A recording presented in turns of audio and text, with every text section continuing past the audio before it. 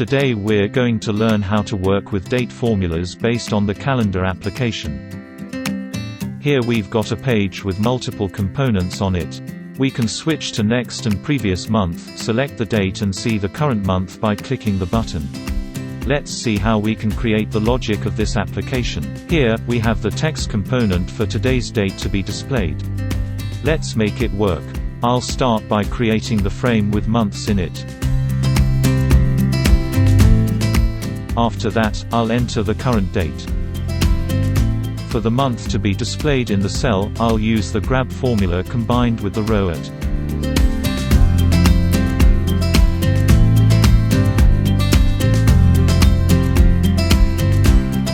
Next, I'll use the year formula.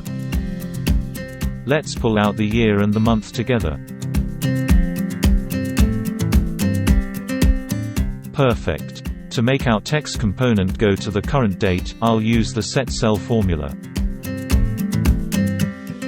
Let's bind the text to the current date cell, and its event to the month clicked cell. Clicking the text component forces the current date, month and year to be written in the cells. Great. To go backward and forward a month, I'll need left and right arrow icons. Then, I'll use the format date formula to select how the date will be displayed.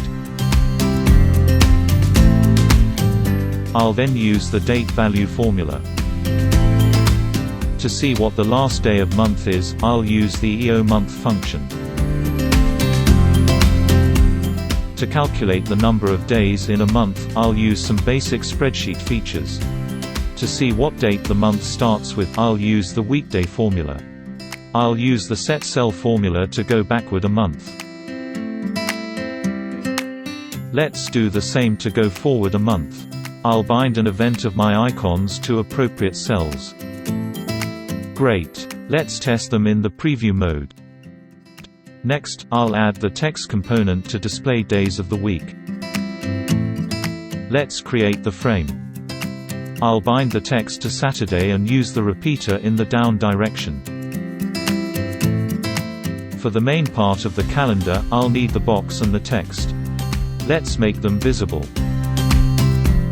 I'll use the series formula to generate blank and month days. Let's see what we have in our nested frames. Great. To concatenate them, I'll use the concat rows formula. I'll bind the text to the cell. Next, I'll use the pipe operator to hide blank days and to display month days. Let's use the repeater. I'll bind the day box to the column. Let's see how it looks in the preview mode.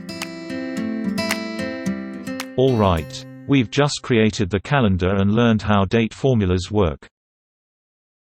Simple yet refined. That's the power of MintData.